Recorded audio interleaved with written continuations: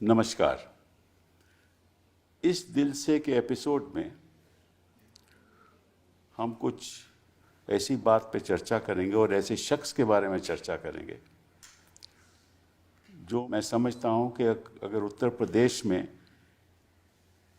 कोई ऐसा शख्स है जो चुनाव के नतीजे को बदल सकता है, उसके बारे में हम बात करेंगे और जल्दी ही बताएंगे वो कौन है। लेकिन उसके पहले कुछ बातें मैं आपसे करना चाहता हूँ। वो ये है कि हिंदुस्तान की राजनीति का नक्शा कुछ सालों में बदल चुका है। चाहे केंद्र की सरकार हो या भाजपा की राज्य में सरकार हो, उनका मकसद एक रहता है कि किसी तरीके से चुनाव जीता जाए। कोई भी षड्यंत्र इस्तेमाल किया जाए ताकि चुनाव जीता जाए।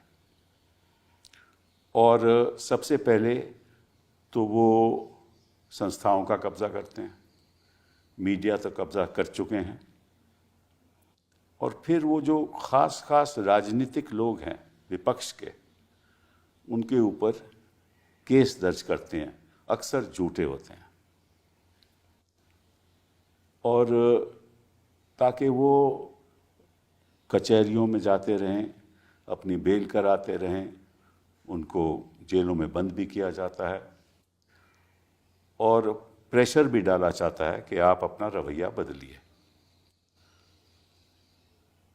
तो आपने देखा होगा कहीं भी हो, अगर कांग्रेस की सरकारें हों प्रदेशों में, तो उनके चीफ मिनिस्टर के खिलाफ केस चलाए जाते हैं, और राज्य में सरकारें हों तो जो ऑपोजिशन लीडर हैं वहाँ के या ख़ास ऑपोजिशन के लोग हैं, उनके खिलाफ झूठे केस दर्ज किए जाते हैं।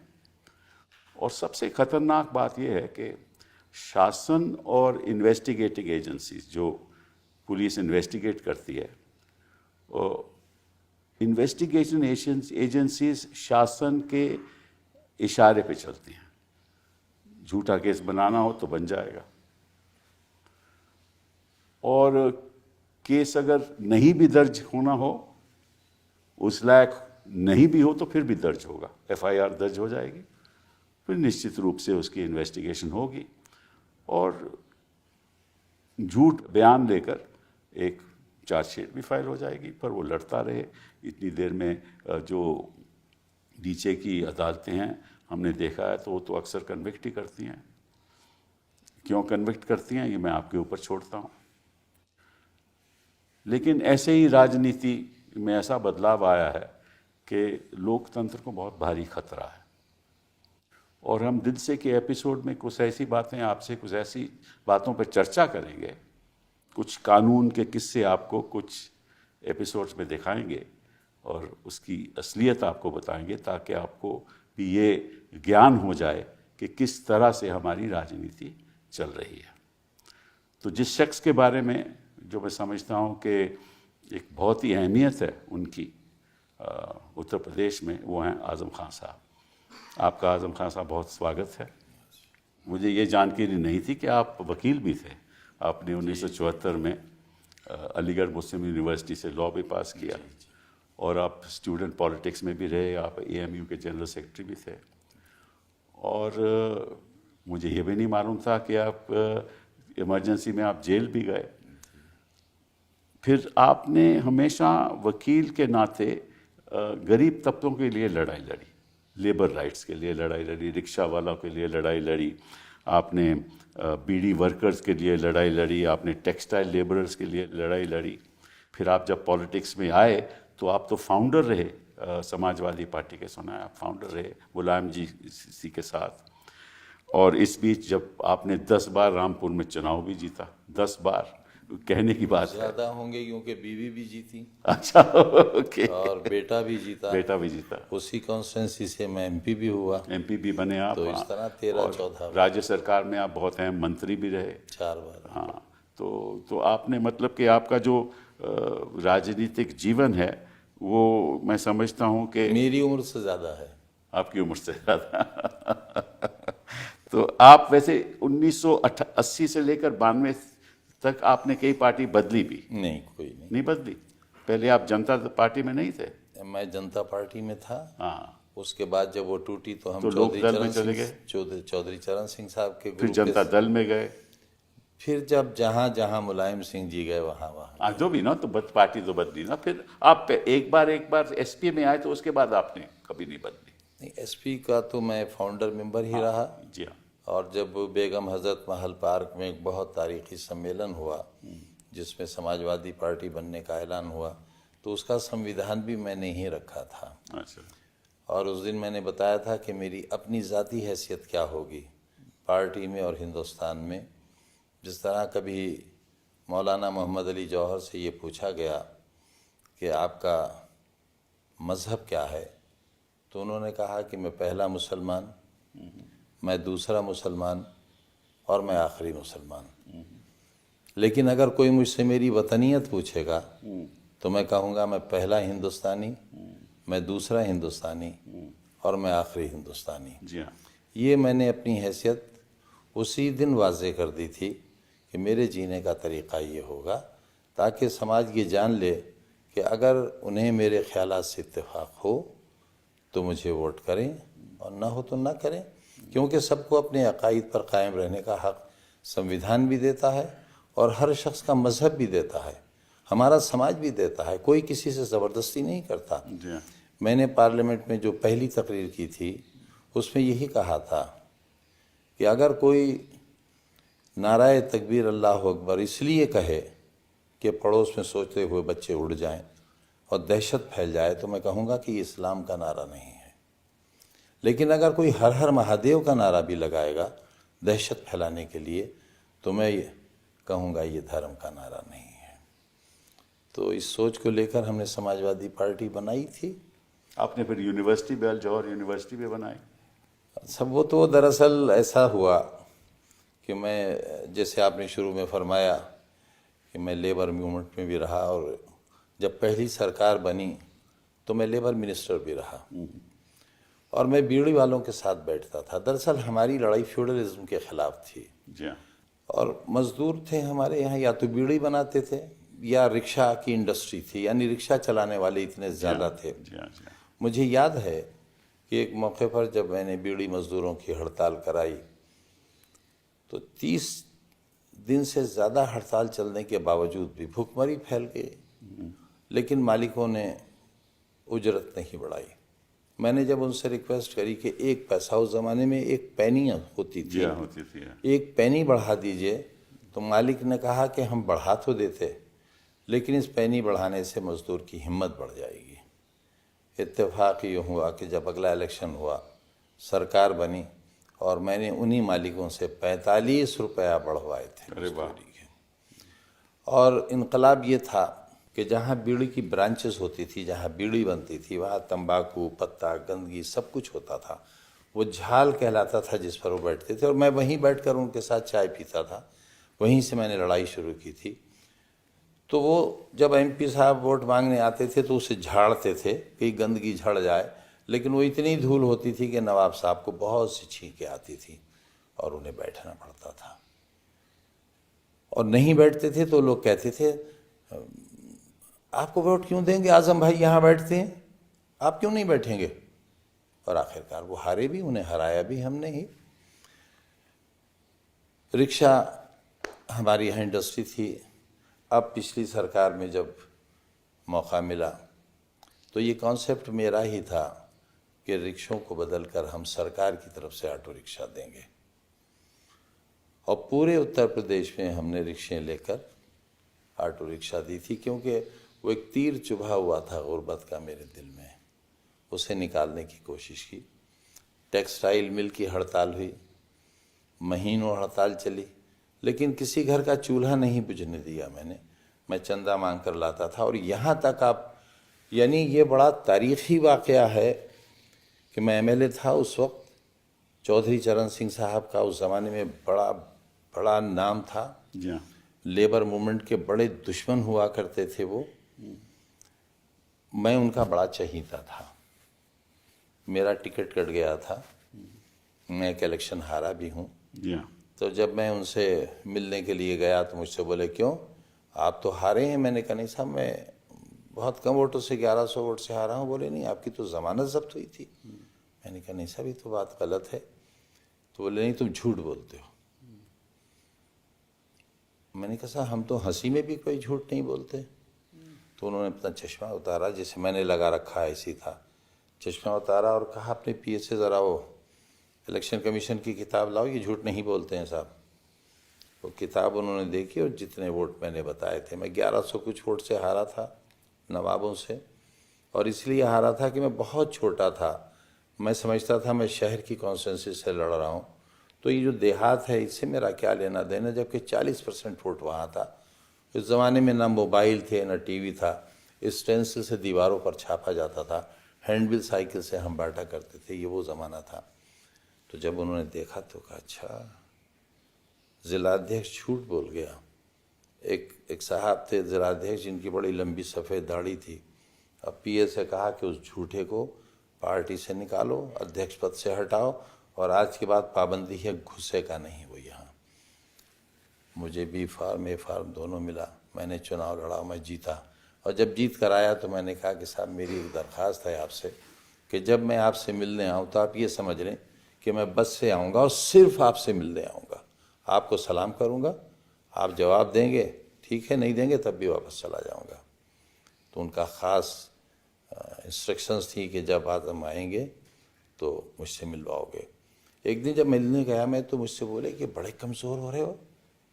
मैंने कहा हाँ साहब, वो बड़े डरते डरते मैंने कहा कि वो टेक्सटाइल की मज़दूरों की हड़ताल चल रही है और मैं ही उसे चला रहा हूँ, मालिक वीके श्रीवास्तव है, वो पैसे नहीं बढ़ा रहे हैं। तो बोले अच्छा भाई, हम भी कुछ। मैंने कहा साहब, चंदा इकट्ठा करने में बड़ी मेहनत लगती है, कुछ हम भी दे दें। मैंने सुन रखा था कि ये तो लेबर मूवमेंट के बड़े दुश्मन हैं। तो मैंने कहा साहब, आप चंदा देंगे? हाँ हाँ भाई देंगे। 1980 में उन्होंने एक रकम बताई जिसे मेरे कान कबूल नहीं किए, और मैंने कहा साहब ज़रा फिर फरमाएंगे आपने क्या बताया? भाई 25,000 हम भी दे देंगे। वो आज के 25 लाख से भी शायद ज़्यादा है। वो 25,000 में छोटा सा ब्रीफ केस लेके जाता था जिसमें एक जोड़ा कपड़े होते थे, उसमें रखे। लेकिन उस वक्त लोग थैला छीन कर भागते नहीं थे। तो मैं बस से आया और वो पैसा लगाया मैंने, उसमें से तकरीबन 11,000 कुछ रुपए बच गए। ये पैसा वो बड़े मुबारक हुए वो पैसे। हड़ताल तय हो गई और 45 रुपए की मांग थी हमारी, 47 रुपए दिए गए। लेकिन मालिक की ये शर्त थी कि इसका ऐलान आप नहीं करेंगे, नवाब साहब करेंगे। मैंने कहा मज़दूर को मिल जाए, नवाब साहब भी कर दें। ऐलान उन्होंने किया था। तो जब ये पैसे मैं वापस लेकर आया तो मुझसे दफ्तर में सब ने कहा कि भाई इसमें का बेवकूफ़ पहली बार आया है। हमारी पेशी हुई चौधरी साहब के सामने। वो फर्श लगा था, होता था, चादर बहुत गाँव तकिए, बहुत हसीन पर्सनैलिटी थी उनकी, लंबी चूड़ीदार पाजामा, शेरवानी, सफ़ेद टोपी। बोले क्यों, कैसे आए? मैंने कहा साहब वो आपके पैसे बड़े मुबारक साबित हुए, हड़ताल का फैसला हो गया, हमारे हक़ में हुआ और ये पैसे बचे हैं। भाई क्यों लाए? भाई तो हमने तुम्हें दिए थे। मैंने कहा नहीं साहब, आपने मुझे नहीं दिए थे, हड़ताल को दिए थे। तो बोले अच्छा भाई देखो, ये वापस तो लेंगे नहीं। मधुलिमय जी का बाई इलेक्शन चल रहा था, तो बोले इनकी तरफ से डोनेशन में शामिल कर लें पैसा।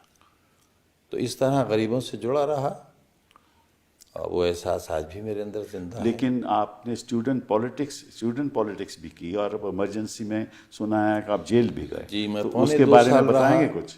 पौने 2 साल रहा। दरअसल एक बहुत बड़े आदमी थे, वो एग्जीक्यूटिव काउंसिल के मेंबर हुए थे, यूनुस खान साहब, मोहम्मद यूनुस खान हाँ साहब। हाँ, वो जानते हैं, सब लोग जानते हैं। अब वो अफ़गानिस्तानी पठान थे। मेरे नाम में पता नहीं बड़ों ने खां क्यों लगा दिया था, ये तो मुझे नहीं मालूम। लेकिन हाँ, उनका मालूम है कि वो वाकई नस्ली पठान थे। उस साल कुछ ऐसा हुआ कि मैं भी मेंबर था, यूनियन का सेक्रेटरी होने के नाते, एग्जीक्यूटिव काउंसिल का, एकेडमिक काउंसिल का मैं भी मेंबर था। एम खुसरो वाइस चांसलर हुआ करते थे। मीटिंग हो रही थी और उस साल मुसलमान बच्चे बहुत बड़ी तादाद में बड़ी अच्छी परसेंटेज लेकर आए थे। वो एक इत्तेफाकी साल था। मैं चाहता था कि यूनिवर्सिटी के इख्तियार में था सेक्शंस बढ़ा दिए जाएं। यूनुस खान ने उसकी मुखालिफत की। स्टूडेंट्स ने पूरा कैंपस घेर रखा था, हज़ारों स्टूडेंट थे। डर ये था क्लैश ना हो जाए। तो मैंने वीसी से कहा कि इस मसले को हल कर लीजिए, आपको सिर्फ एक मीटिंग बुलाना है और मसला हल हो जाएगा। आप फर्स्ट क्लास जिन की आई है उनको दाखिला दे दीजिए, आप कोई सिफारिश मानिए मत। तो यूनुस खान ने कुछ हल की बात कही, तो जाहिर है हल की बात का भारी जवाब देना ज़रूरी था। वो नाराज़ हो गए। चंद रोज़ पहले ही हमने यूनियन में उनको इस्तकबालिया दिया था, लाइफ मेंबर बनाया था। तो सबसे पहले तो ज़ाहिर है पठान आदमी थे, उन्होंने लाइफ मेंबरशिप से इस्तीफ़ा दिया, वो मैंने एक्सेप्ट कर लिया। बस वो सरगंजा हुआ कि चील कौवों को हमारा सर मिल गया। उसी वक्त इमरजेंसी लग गई और यूनुस खान साहब ने हमें गिरफ़्तार कराया। और गिरफ़्तारी भी बहुत शानदार हुई, बहुत शानदार गिरफ़्तारी हुई। कितने साल रहे आप जेल? मैं साहब 2.25 साल तकरीबन रहा। पहले अलीगढ़ जेल में रहा, अच्छा। DIR में जब मेरी ज़मानत हो गई। और उन्होंने मुझे गिरफ़्तारी के बाद एक ऐसी कोठरी में रखवाया जिसमें, वो कोठरी मेरे नसीब का हिस्सा बनी हुई है, जिसमें सुंदर डाकू रहता था जिसे बाद में फांसी हुई थी। तो बड़ी तकलीफ़देह कोठरी थी, ज़मीन के अंदर थी और 24 घंटे में थोड़ी देर निकाला जाता था। पेशाब पखाना भी, एक कुंडली उसमें राख पड़ी होती थी। और ये मेरे 2 दाढ़ें नीचे और 2 दाढ़ें इधर की बिल्कुल नहीं है। मुझे आज भी खाना खाने में बहुत तकलीफ़ होती है। जो नाश्ते में हमें चने दिए जाते थे या मुझे, वो इतने सख्त होते थे कि चना नहीं टूटता था, दाढ़ टूट के निकल जाती थी। तो 20 दिन बाद मेरे लिख कर देने पर कि मैं अंधा हो जाऊंगा यहाँ के अंधेरे से, तब मुझे बैरिक में शिफ्ट किया गया। और ये भी एक अजीब बात है कि इल्ज़ाम क्या था आपके खिलाफ? सब देशद्रोह का था। तो उस समय क्या देश, आप तो स्टूडेंट थे, देश मैं LLM फाइनल सेमेस्टर का स्टूडेंट था, यूनियन का देशद्रोही सेक्रेटरी पढ़े था। अब ये तो यूनुस खान साहब बता सकेंगे या उस वक्त की सरकार बता सकेगी। बाद में फिर जब DIR में ज़मानत हो गई तो मीसा सर हुआ हम पर। और मीसा जब हुआ तो जाहिर है माँ तो माँ होती है। माँ जब मिलने के लिए आई तो एक बड़ा सा मिरर आया। एक रूम में पहले से उन्हें बैठा दिया गया, एक रूम में मैं था, और मिरर में माँ को दिखा दिया गया और माँ को मुझे दिखा दिया गया। जाहिर है ये वो लम्हे थे। एक तो ये वाक़या बड़ा दर्दनाक ज़िंदगी में गुज़रा। और एक जब इस बार मैं रामपुर जेल से बीवी को वहीं रोक लिया। पिछली बार हुआ ये था कि हम तीनों को सीतापुर जेल भेजा गया था, तो मैं और अब्दुल्ला दोनों एक छोटी सी कोठरी में रखे गए और बीवी को ज़नानी बैरिक में भेज दिया गया। लेकिन थे एक जेल में तो थोड़ा इत्मीनान था कि महफूज हैं। लेकिन इस बार सरकार ने ये तय किया कि ये तीनों एक जगह थे तो मिल लेते थे। लाओ इस दिल के टुकड़े हज़ार हुए, कोई यहाँ गिरा कोई वहाँ गिरा, इन टुकड़ों को भी मुंतकिल कर दिया जाए। तो बीवी को वहीं रोका और हम दोनों को बाहर लाया गया जेल से। रात के 3:30 बजे हमें सोते से उठाया गया। अब ये लम्हे ऐसे हैं, अगर जिसके औलाद होगी उसे दर्द होगा मेरी बात से।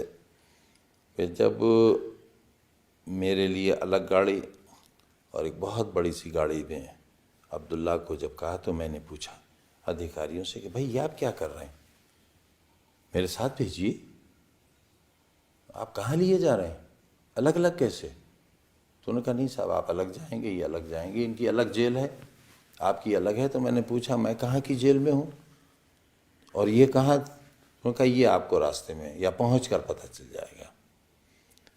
मैं सुन रहा था जेल में कि एनकाउंटर्स हो रहे हैं और बहुत दिल में अजीब सी कैफियत हुई। और उस वक्त जब हम दोनों गले मिल के जुदा हुए तो मैंने कहा बेटे ज़िंदगी रही तो मिलेंगे और नहीं मिली तो ऊपर मिलेंगे।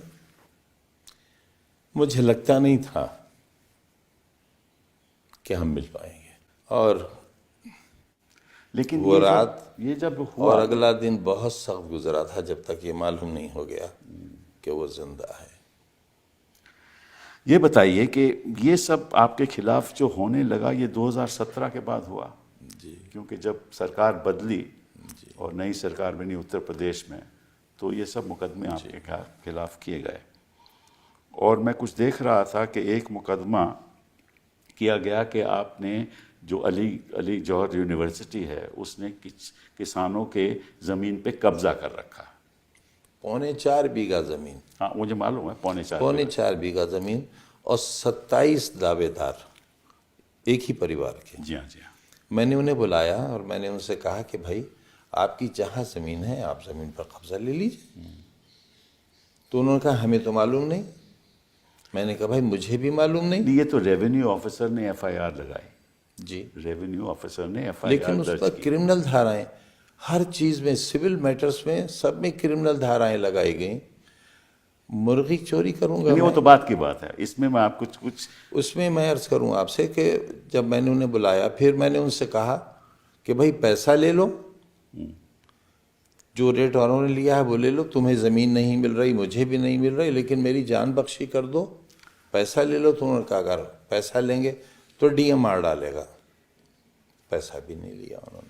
नहीं, लेकिन जो इसमें खास बात जो ये है कि जो एफआईआर हुई वो तो एक हुई ना कि भाई इन लोगों की जमीन नहीं आपने नहीं नहीं, ले ली। 27 नहीं, वो बाद में एक एफआईआर इसने लिखाई रेवेन्यू ऑफिसर ने, फिर उन हर किसान को बुलाया गया कि तुम अपनी सेपरेट एफआईआर जी, लिखो। 27। तो उसके बारे में मैं आपको बताना चाहता हूँ, शायद आपको तो मालूम होना चाहिए, बड़ी इंटरेस्टिंग बात है, ये दर्शकों को बतानी ज़रूरी है कि ये एफआईआर ये वाकई है 2006 का जी, और एफआईआर हुई 2019 में। जी जी, कानून ये कहता है कि अगर किसी को किसी चीज़ की शिकायत हो तो वो तुरंत एफआईआर करेगा।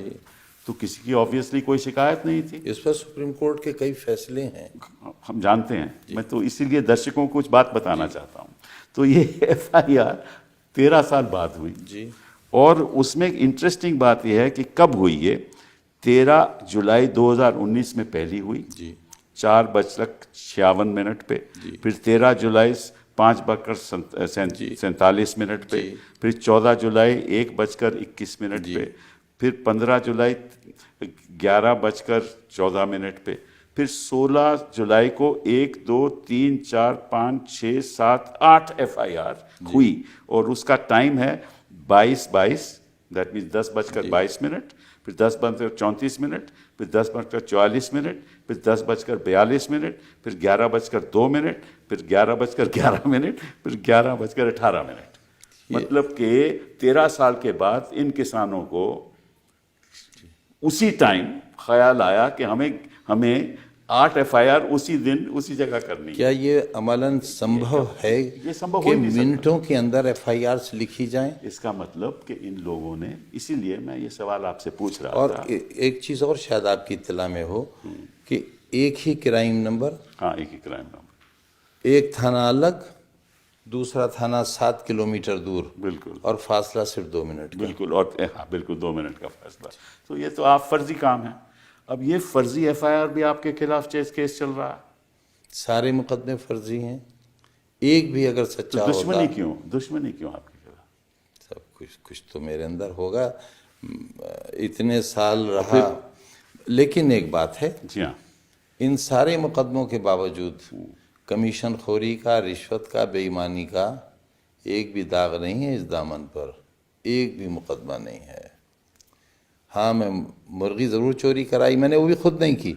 अगर खुद करता तो मुर्गी तो मिल जाती, वो भी मैंने चोरी कराई। नहीं, उसमें तो सब मुकदमों में 120, दैट इज कंस्पिरेसी आपके खिलाफ लगा है। 21 साल की सजा, 21 साल की सजा, 36 लाख रुपए जुर्माना, जी हाँ, सिर्फ एक मुकदमे में। जी हाँ। मुझे तो कुदरत से कई लाख साल की उम्र मांग के लाना पड़ेगी।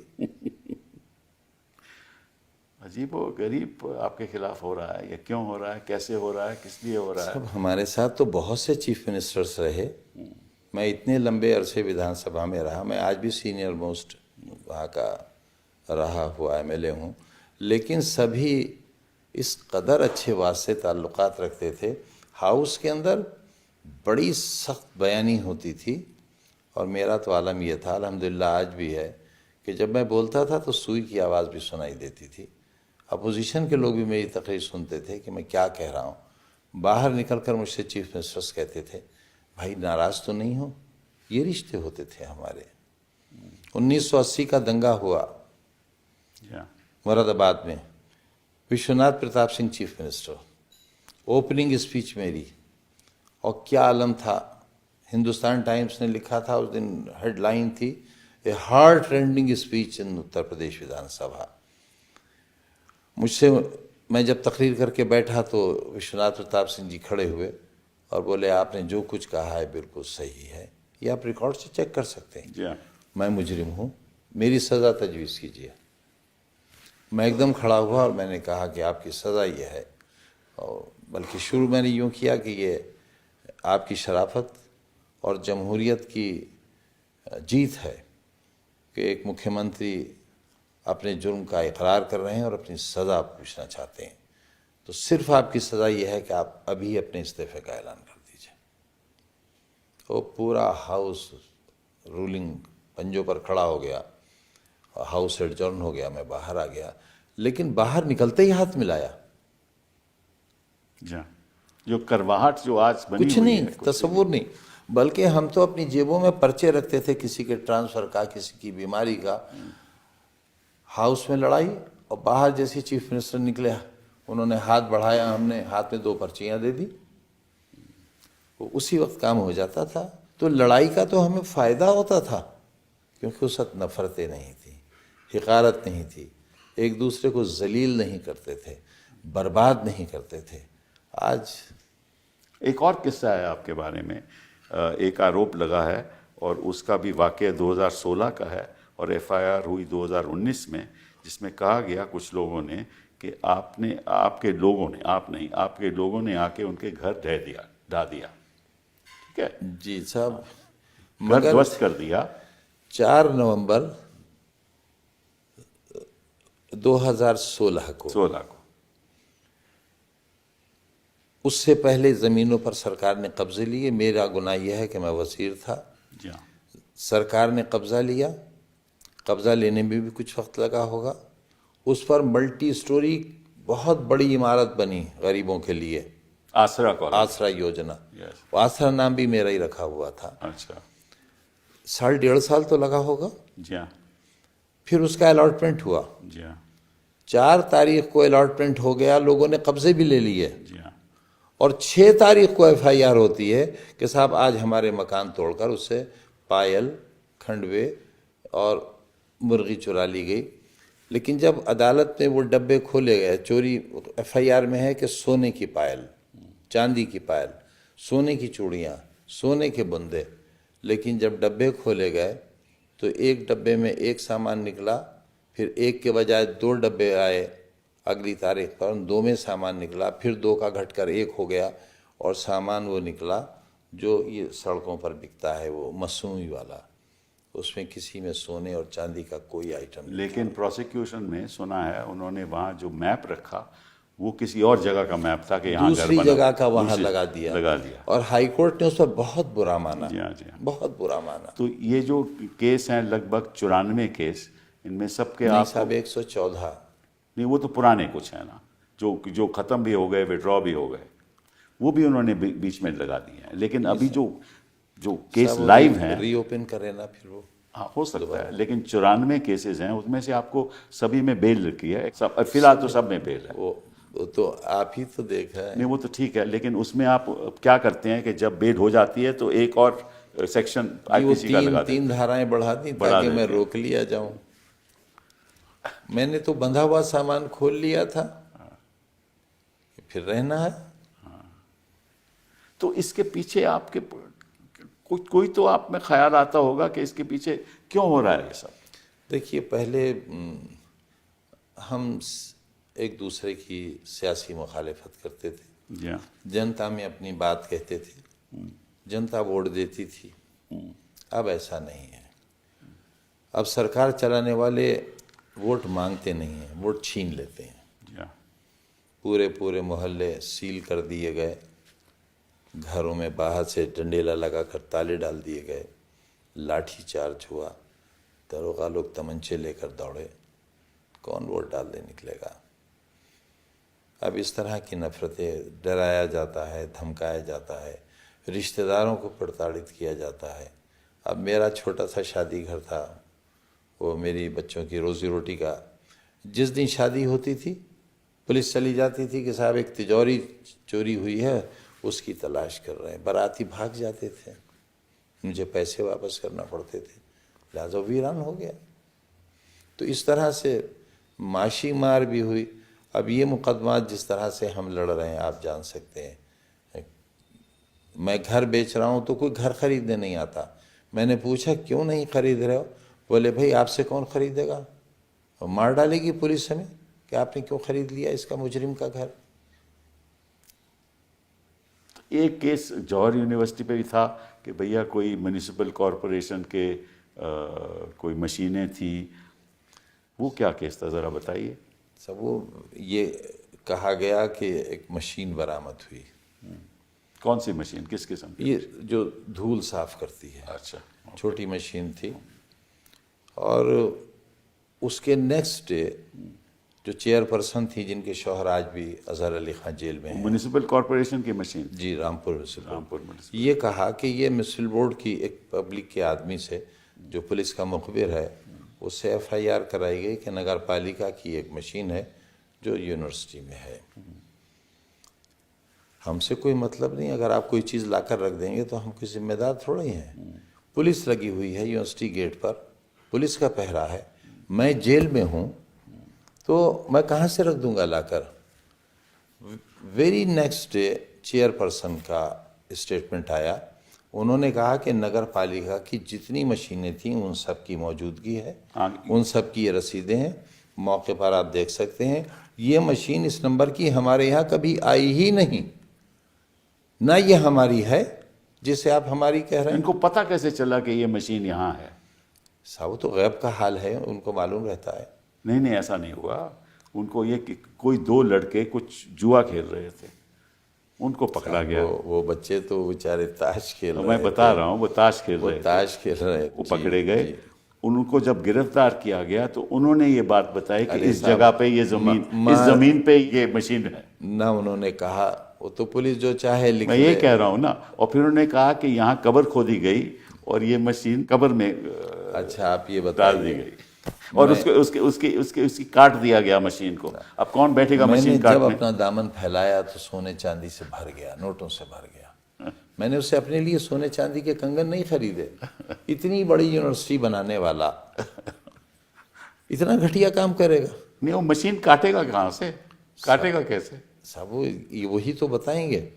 तो बर्डन ऑफ प्रूफ तो उन पर है, लेकिन बताना मुझे पड़ रहा है। पर ऐसे केस में आपकी गिरफ्तारी हो रही है, आपको बेल नहीं मिल रही, अदालत बेल नहीं दे रही, अदालत सुनवाई नहीं करती, अब होगा क्या? आपको एक मज़ेदार मुकदमा और आपके पास आएगा। मैं चौथी बार वज़ीर हूँ, जेड सिक्योरिटी है मेरे पास। बीवी मेरी उस वक्त एसोसिएट प्रोफेसर थी। वज़ीर रहते हुए, बीवी सर्विस में होते हुए, जो शख्स बीड़ी सिगरेट नहीं पीता है, मैंने शराब की दुकान लूटी है जनाब। अच्छा। और 16,900 रुपया गले से चोरी किया मैंने और मेरी बीवी ने। My God. उस डकैती में भी मुलजिम है साहब। रोइए जार जार क्या और कीजिए हाय हाय क्यों। तो ये इस बीच आपने, क्योंकि आप कितनी अरसे जेल में रहे और खैर मुकदमे तो हम लोग लड़ते ही रहे, लेकिन आप समाजवादी पार्टी के साथ क्या बातचीत रही इन 2-4 सालों में? अच्छा, इसमें बेचारे मेरा क्या कर सकते थे? मेरी क्या मदद कर सकते थे सिवाय इसके कि मेरे लिए दुआ करते, मेरे लिए बयान देते। वो बयानात मेरे हक़ में आते रहे, वो लोग मुझसे जेल में मिलते रहे। अभी अखिलेश जी ने कहा कि ये सारे बेकसूर और सारे फर्जी मुकदमे आप जी कई बार कह चुके हैं कि हम ये वापस लेंगे, लेकिन मैं चाहूँगा ये कि जब भी कभी सरकार आए तो उस हद तक मेरा दामन बेदाग हो, मैं मुजरिम की हैसियत हाउस में न जाऊँ। जी हाँ, जी हाँ। तो मेरे कोई एक और भी मुकदमा आपके खिलाफ चला कि भाई 2004-5 में या बाद 19 साल बाद FIR हुई। हाँ, वो तो खैर मालूम है कि आप अपनी गाड़ी से जा रहे थे, उस समय आप मिनिस्टर थे, तो किसी ने गाड़ी रोक ली तो आपने बदतमीजी की और आपने बदसलूक किया अधिकारियों के साथ, पुलिस मैं अधिकारियों अर्ज करता हूँ वाक़या ग़ालिबन ये दिसंबर का आखिरी दिन था और नए साल की शुरुआत थी। किस साल की बात हो रही है? मुझे एग्जैक्टली सारी याद नहीं। तन्हाई की इतनी रातें गुजारी हैं 5 बरस एक कोठरी में कि याददाश्त पे बहुत असर पड़ा है।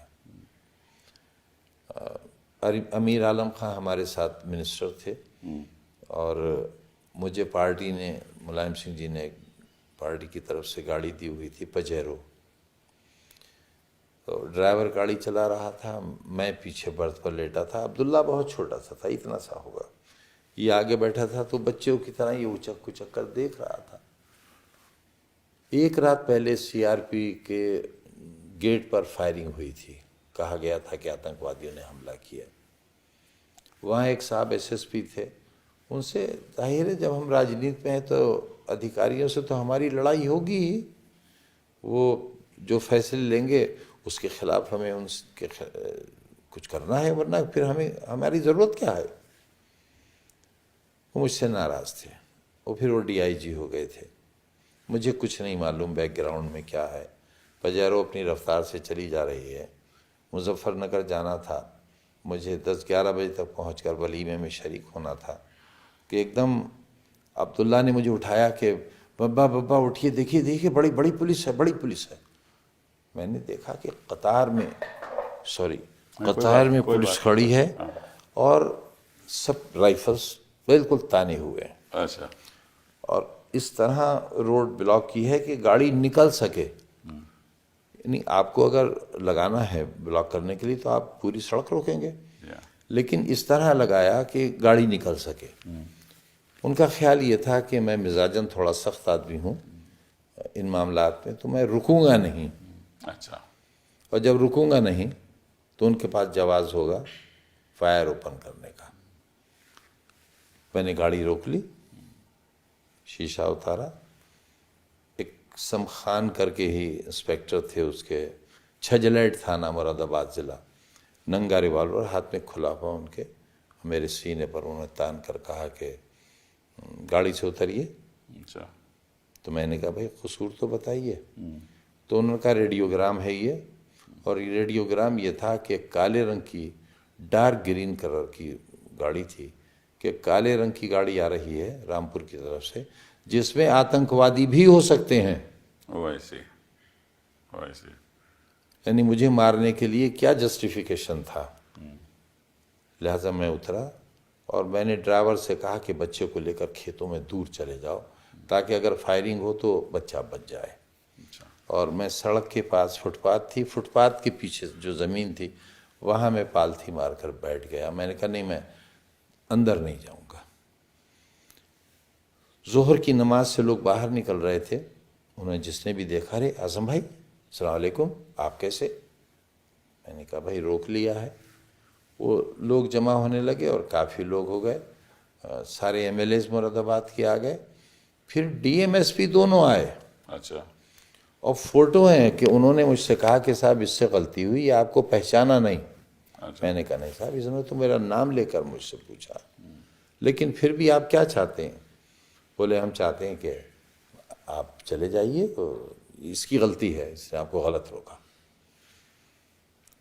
वो मैंने सबसे कहा कि भाई मामला ख़त्म हो गया, आप जाइए, मैंने आपको बुलाया भी नहीं था। सारे लोग चले गए और मैं इस ख्याल से कि शाम हो गई है, वलीमा ख़त्म हो गया होगा, मैंने कहा चलो यार दिल्ली चल रहे हैं, एक दिन आराम करेंगे और फिर रामपुर आएंगे। यूपी भवन गया, वो कमरे में जैसे टीवी ऑन किया, पट्टी चल रही थी आज़म खां पर, फला फला धाराओं में मुकदमा दर्ज हो गया। उसमें साहब सज़ा हो गई मुझे, मेरी मेंबरशिप चली गई। हाँ, मुझे मालूम है। और देखिए मेरी मेंबरशिप अभी हुक्म हुआ, उसी वक्त इलेक्शन कमीशन ने सीट वैकेंट डिक्लेयर कर दी। बस तुरंत और ही 5 घंटे बाद नया इलेक्शन डिक्लेयर कर दिया। मुझे मालूम है।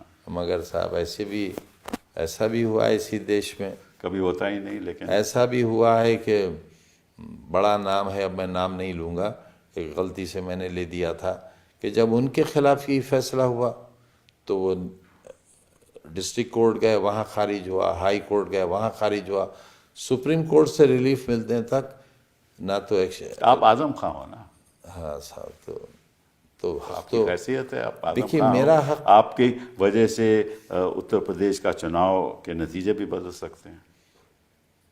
आपकी इतनी अहमियत तो है ना बिल्कुल, समाज में। आप मालूम, सबको मालूम है कि आप मुस्लिम कम्युनिटी मुर्गी बकरी चोर, नहीं, किताब चोर, नहीं, किताब कौन चोर, मानता है?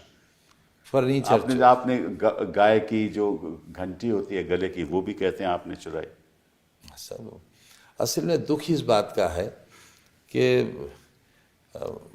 इतनी बड़ी ताकत वाले लोगों ने अपने स्तर के इल्ज़ामात लगाए, मेरे स्तर के इल्ज़ामात लगाना चाहिए थे। ये दुख है।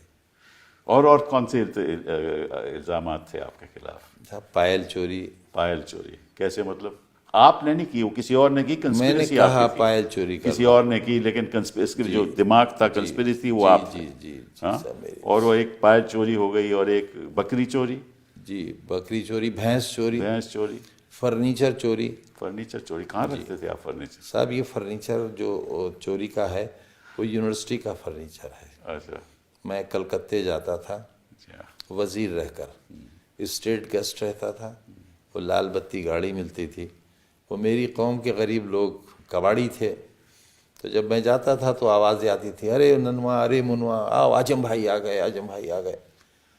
और वहाँ कबाड़ का बहुत सामान लगा होता था, यूँ कि बड़ी बड़ी हवेलियाँ होती थी, वो टूट कर लोग मल्टी स्टोरी बिल्डिंग्स बना रहे थे। तो कौड़ियों के दाम अलमारियाँ, मेज़ें, कुर्सियाँ बेच जाते थे, वो मैं जाकर ख़रीद लेता था। तो जो मेज़ मैं 200 रुपये में लाता था, अलमारी 200, 300, 400 रुपये में। वो ट्रकों की रसीदें हैं मेरे पास आज भी। अच्छा। तो फिर मैं लाकर उनकी मरम्मत कराता था, उन पर पॉलिश कराता था। आप आकर देखिए, कलकत्ता में बहुत बड़े बड़े शोरूम्स हैं जो उन सामान को ख़रीद कर जिस तरह मैं तैयार कराता हूँ उस तरह तैयार कराते थे। और जो अलमारी मैं 200 रुपये की ख़रीद कर लाता था, उसकी कीमत उस शोरूम में, क्योंकि वो टीक वुड की अलमारी होती थी, बेहतरीन कार्विंग, 2 लाख, 3 लाख, 5 लाख, 10 लाख, 20 लाख ऐसी मेज़ें हैं मेरे पास जिनकी कार्विंग देखकर आपको हैरत हो जाएगी कि ये हमने देखा ही नहीं था कहीं। ये साहब वो मैं लाता था, लाकर बनवाता था, वो पुलिस अपने ट्रकों में रखकर वो ले गई, मेरी किताबें ले गए और मुझे चोर बना। अच्छा ये बताइए कि ये अली जौहर यूनिवर्सिटी जो आपने बनाई, इसके पीछे ख्यालात क्या थे और कब आपने बनाई? ये साहब जब मैं पढ़ता था तो अक्सर एक शेर वहाँ बड़ा मशहूर था कि चश्मे सैयद यानी सर सैयद, चश्मे सैयद निगरां है कि फिर उठे शायद कोई दीवाना अलीगढ़ के बेयाबानों से। तब दिल में ख्वाहिश होती थी अल्लाह ये काम तो मुझसे ले ले। और हुआ भी यही कि सर सैयद की इस मिशन के बाद शायद मेरे अलावा कोई इस काम को नहीं कर सका। और ये काम कुछ इस तरह हुआ कि जब सर सैयद साइंटिफिक सोसाइटी उन्होंने बनाई तब ब्रिटिश सरकार थी और वो बहुत करीब थे ब्रिटिश सरकार के। उन्हें खान बहादुर का लक़ब मिला, उन्हें सर का लक़ब मिला और उन्होंने मोहम्मडन एंग्लो ओरिएंटल कॉलेज के नाम से एक कॉलेज बनाया। उनकी ज़िंदगी में Strachey Hall, Victoria Gate, SM north कहलाता है, बस वो इलाका बना था। और उनके इंतकाल के ग़ालिबन 24 या 25 बरस के बाद ब्रिटिश गवर्नमेंट ने उसे यूनिवर्सिटी बनाया। इसी तरह बनारस हिंदू यूनिवर्सिटी को मदन मोहन मालवीय जी के गुजर जाने के 18 बरस के बाद ब्रिटिश गवर्नमेंट ने यूनिवर्सिटी बनाया। और जब सर सैयद बना रहे थे, एक तस्वुर और एक यूनिवर्सिटी का ही कॉन्सेप्ट था, उन्होंने ऑक्सफोर्ड देखा, कैम्ब्रिज गए, तमाम स्टडी करने के बाद इसे बनाया था। तो उन्हें सर का लक़ब मिला था। और जब मैं बना रहा था तब नारा लग रहा था जो आज़म का सर लाएगा वही राम भक्त कहलाएगा। तो सर यहाँ भी था, सर वहाँ भी था। तो आप बच्चों को फ्री एजुकेशन देते हैं? नहीं साहब, बहुत नॉमिनल फीस लेते हैं। हमारे स्कूल CBSE बोर्ड के स्कूल थे और एक नवाबीन की इमारत थी जो बिल्कुल खंडहर हो गई थी। बहुत पैसा चंदा करके मैंने उसको बनाया था वो भी गवर्नमेंट ने वापस ले ली।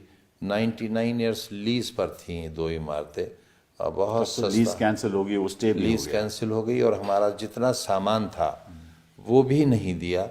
फर्नीचर, कंप्यूटर्स, मेज़, कुर्सी, पंखे, कुछ नहीं दिया। सब हमारा जब्त कर लिया गया, आज तक नहीं मिला। बार बार हम लिखते हैं, नहीं मिला। मेडिकल कॉलेज से हमारा बहुत सामान चोरी हुआ। जब कोविड सेंटर बनाया गया तो ये लिखकर नहीं दिया गया कि हमने किस किस चीज़ का कब्ज़ा लिया और हम क्या सामान यहाँ दे रहे हैं, वरना तरीक़ा ये है कि यूनिवर्सिटी रजिस्ट्रार या वाइस चांसलर को एक जवाबी ख़त, एक हमारा, कि भाई हम इतना एरिया ले रहे हैं और इसमें ये सामान है, ये हमारे कब्ज़े में है और हमारा ये सामान है जो हम वापस लेंगे। कोई लिखत पढ़त नहीं हुई और बहुत कुछ लूट गया हमारा। कोई इन्वेंट्री भी नहीं हुई, कुछ नहीं हुई। मैंने अक्सर देखा है कि आपके मुकदमों में जो स्पेशल कोर्ट है, ये जो ट्रायल कोर्ट हैं, वो बेल तो आपको मिलती ही नहीं, कभी भी नहीं मिली शुरुआत में। हाई कोर्ट जाना पड़ता है, फिर हाई कोर्ट जाओ तो वहाँ भी कई महीने लग जाते हैं। बाज़े दिन तो ऐसा हुआ है कि हमारी बेल पर बहस चल रही है और दौरान बहस ही ट्रांसफ़र का आदेश आ गया। दूसरे जज साहब आ गए, बहस जारी है, उनका भी आदेश आ गया तो तीसरे जज साहब ने सुनी एक ही दिन में। तो हमारे साथ तो कुछ ऐसा हुआ है जो शायद मुग़लों के ज़माने में भी नहीं हुआ। अंग्रेज़ों ने किए जुल्म, शायद उससे कुछ मिलते जुलते या उससे बढ़कर हमने भी किए, लेकिन क़ैद में उन्होंने इतनी तकलीफ़ें नहीं दी होंगी जितनी तकलीफ़ें हमें दी, और नाजियों की जेल में भी शायद वो अब मुझे समझ नहीं आई कि आपको, देखिए चलिए, ये जो इल्ज़ामात आपके ऊपर लगे हुए हैं, ये कोई रिश्वत का नहीं है, कुछ को मर्डर नहीं है, इसमें 120B है, इसमें कोई आप मैंने आज तक कोई जानवर हलाल नहीं किया, बकरा भी हलाल नहीं किया, मुझसे होता ही नहीं, मुर्ग हलाल नहीं किया, खा तो लेता हूँ। तो कहने का मतलब यह है कि अगर यही स्थिति है तो आपको किस किस्म की जेल में रखा गया? साहब, मुझे जेल में तो रखा ही नहीं, मुझे तो फांसी घर में रखा था। अच्छा, जहाँ फांसी दी जाती थी अंग्रेज़ों के ज़माने में। ये ख़ास मोहब्बत आपसे साथ क्योंकि ऐसी जगह आपको रखे, कोई बात तो होगी ना? आप क्योंकि एक बड़े मुस्लिम लीडर हैं, इसलिए आपको ख़त्म मेरे करना दामन पर कोई दाग नहीं है, यही मेरा गुनाह है। मैंने इस पैसे से यूनिवर्सिटी क्यों बनाई, स्कूल क्यों बनाए? इस पैसे से मैंने अमेरिका में, लंदन में, ऑस्ट्रेलिया में जायदाद क्यों नहीं ली, महल क्यों नहीं बनाए, मैं वहाँ क्यों नहीं चला गया? मैं पंक्चर जोड़ने वाले और बीड़ी बनाने वालों को, रिक्शा चलाने वालों को, उनके बच्चों के हाथों में कलम देकर साइंटिस्ट और डॉक्टर, इंजीनियर बनाना चाहता हूँ। इससे बड़ा गुनाह मेरा और क्या हो सकता है? जहाँ बेटी पढ़ाओ, बेटी बचाओ का नारा दिया गया हो और बेटियों का स्कूल खाली करा लिया जाए, तो जाहिर है मेरा गुनाह तो है। मैं प्राइमरी स्कूल, सरकारी स्कूल की फ़ीस लेकर CBSE बोर्ड की डिग्री और सर्टिफिकेट देता था। मेरे स्कूलों का रिज़ल्ट सेंट मैरी और मोदी और दूसरे स्कूलों से बेहतर होता था। टॉपर्स मेरे यहाँ के ये ठेला चलाने वाले, रेहड़ी लगाने वाले, फल बेचने वाले के बच्चे और बच्चियों के होते थे। तो ये काम, इसीलिए तो हर चुनाव आप जीतते थे। काम तो मेरा गलत था ये।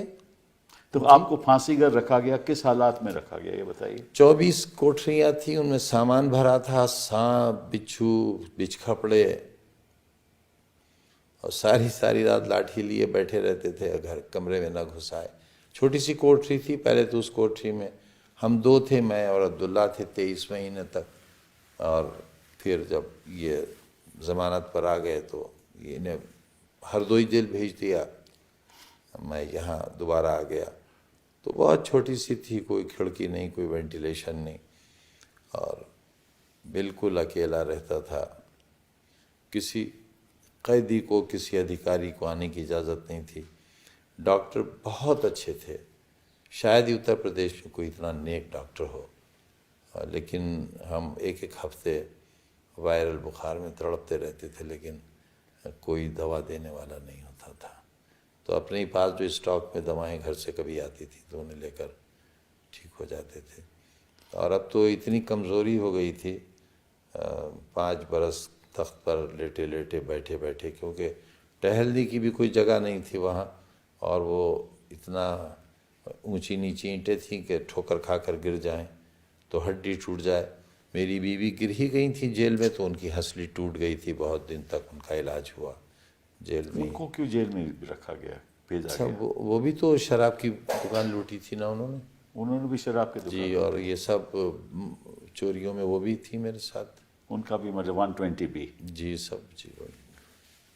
मतलब कि एक परिवार के ऊपर एक ऐसा हमला किया। मरी माँ पर मुकदमे हैं, कहाँ से लाऊं उन्हें? बड़ी बहन पर, जो मेरी माँ से के बराबर होंगी, कई किताबों की राइटर हैं, प्रिंसिपल हेडमिस्ट्रेस से रिटायर हुई, उनको तो उनके घर के दरवाजे, शरीफ लोगों में आज भी दरवाजे खुले रहते हैं, तो पुलिस घुसी और उन्हें घसीट कर जीप में डाल कर ले गई। पूरा मोहल्ला फिर थाने गया और उन्हें छुड़ा कर लाया। मेरे बड़े भाई जो सुपरिटेंडिंग इंजीनियर से रिटायर हुए, उन पर भी मुकदमा कायम हुआ, उनके बेटे पर हुआ, मेरे दोस्तों पर, साथियों पर, मेरे हमदर्दों पर हुए। और आज भी मेरा साथी, जो जिस चेयरपर्सन के ज़माने में ये मशीन का वाक़या हुआ, उनके शौहर भी चेयरमैन रहे थे, वो आज भी जेल में हैं, अभी तक ज़मानत नहीं हुई उनकी। एक और भी मुकदमा है कि आपने वैक्यूअल लैंड का कब्जा कर लिया। सर, मैं क्यों कर लूँगा, मैं क्यों कर लूँगा? दूसरे, मैं तो ऐसी हैसियत में था कि अगर मैं जायज़ तौर पर करना चाहता तो जायज़ ही करता, और जो भी किया होगा जायज़ किया होगा, मैं क्यों करूँगा? और वो सारी ज़मीन वहाँ मौजूद है। हाँ, मुझे मालूम। पूरी ज़मीन मौजूद है, बस ख़ता इतनी है कि उस ज़मीन के पीछे हमारी ज़मीन है।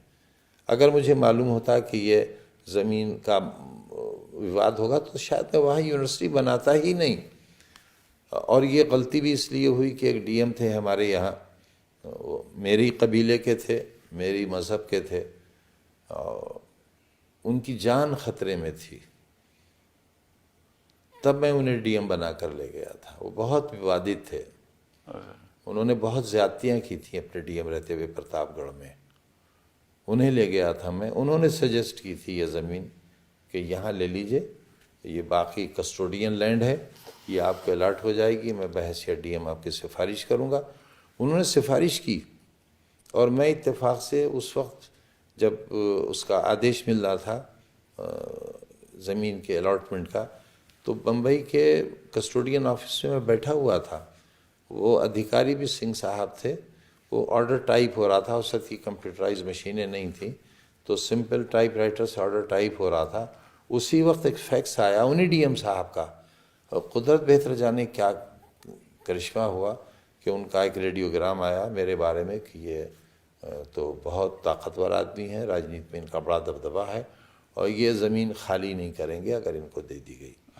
चुनाचे उन्होंने कहा अधिकारी ने कि भाई, अगर आदेश आने के बाद ये आया होता तो शायद मैं इसे न मानता, लेकिन अब मेरा ज़मीर इजाज़त नहीं देता, और हम वापस चले आए थे। तो हमारे पास तो ना वो ज़मीन थी, ना वो ज़मीन है हमारे पास, ना हमें ज़रूरत है उसकी। तो इसके पीछे ऑब्वियसली जो सोच है वो केवल राजनीति की है कि आप जैसे विपक्ष के नेता को किसी तरीके से ख़त्म करना, उसके राजनीतिक जो फ्यूचर है उसको ख़त्म करना। कैसे? और अपने बेटे के कैसे? फ्यूचर आप मेरे साथ चलिए, हाईवे पर चलिए। मैं कल का ही बता रहा हूँ, मैं तो इलाज के लिए आता हूँ बार बार दिल्ली। कल मैं एक गाड़ी बदलने के लिए गाड़ी से उतरा तो दोनों तरफ गाड़ियाँ रुक गईं, और अपनी गाड़ियों से उतर कर लोग आ गए, कोई हाथ मिलाने, कोई नमस्ते करने, कोई हाथ मिलाने, कोई सेल्फी लेने। आने वाले वर्षों में भी लोग आपका हाथ मिलाएंगे, इस हैसियत को तो सेल्फी लेंगे, आपको ये ख़त्म नहीं कर सकते। आप हिम्मत रखिए, और ये बात जनता तक पहुंचनी चाहिए कि किस तरीके से हमारी कानून की अवस्था है, किस तरीके से जो एक ही रक्षक है वो है अदालत। अगर हम सब फिल्मों में देखते थे और देखते हैं कि अदालतें बचाती हैं, अगर अदालत आम आदमी की हिफाजत नहीं करेगी तो इसका बड़ा भारी नुकसान हो सकता है, लोकतंत्र के लिए ही नहीं, लेकिन कुछ ऐसे लोगों के लिए जो हिंदुस्तान के लिए कुछ करना चाहते हैं। ऑडियो वीडियो एविडेंस के बाद फांसी हो जाती है और फांसी लगने वाला मुल्जिम बरी हो जाता है अगर कोई एविडेंस सामने आ जाए। मेरे बच्चे के बर्थ की एग्जैक्ट डेट का वीडियो मिल गया, हाँ मुझे मालूम है। उसकी फॉरेंसिक जांच हो गई, सारे बयानात हो गए। अब्दुल्ला गोद में है, बड़ा बेटा बराबर खड़ा है, मेरी बहन, सास और सारे सालियाँ वगैरह खड़ी हैं। अब्दुल्ला रोया तो माँ कह रही है, और ये सुनी गई आवाज़ कि देखो अब्दुल्ला रोया। तो क्योंकि जब पेट में था माँ के, तो मेरी बीवी ने दुआ की थी अल्लाह से कि अल्लाह अगर मेरे बेटा हुआ तो मैं उसका नाम अब्दुल्ला रखूँगी। तो उसका तो पेट में ही नाम अब्दुल्ला था। मैंने अदालत में कहा, जज साहब ने कहा सरकारी वकील से, अरे भाई अब क्या रह गया? तो हम समझे कि हम शायद साबित करने में कामयाब हो गए कि पर इसमें तो फोर्जरी का केस बन ही नहीं सकता, क्योंकि जो डॉक्यूमेंट बर्थ सर्टिफिकेट है वो आपने थोड़ी ना बनाया है। नहीं साहब, हमसे क्या हाँ, मतलब? पासपोर्ट आपने थोड़ी ना हमसे बनाया, तो क्या फोर्जरी से क्या मतलब है? बट हमसे क्या एनीवे, मतलब? ये एक दौर होता है आदमी की ज़िंदगी में जहाँ ऐसे मुश्किलें सामने आती हैं। लेकिन ऊपर की अदालतों से हमें बहुत राहत मिली, आपके ज़रिए मिली। हम बैठे ही शायद इसलिए हैं, वरना इस वक्त भी हम तख्त पर लेटे होते अपने। मैंने इसलिए आपको बुलाया था, लेकिन जो असलियत है ये देश की जनता को मालूम नहीं, और ये देश की जनता तक मैसेज पहुंचना चाहिए कि ये केवल एक ही उदाहरण नहीं है। मेरे ख्याल से कई उदाहरण हैं हिंदुस्तान में जहाँ झूठे मुकदमे। पता नहीं लोग मेरे बारे में क्या सोचते होंगे, मैं कितना बड़ा आदमी हूँ। हाँ, मैं गली में रहता हूँ, और जिस वक्त IT रेड हुआ है, दीवारें कूद कर आए हैं, उस वक्त भी 2-2 फीट पानी था घर में, बरसात का मौसम था।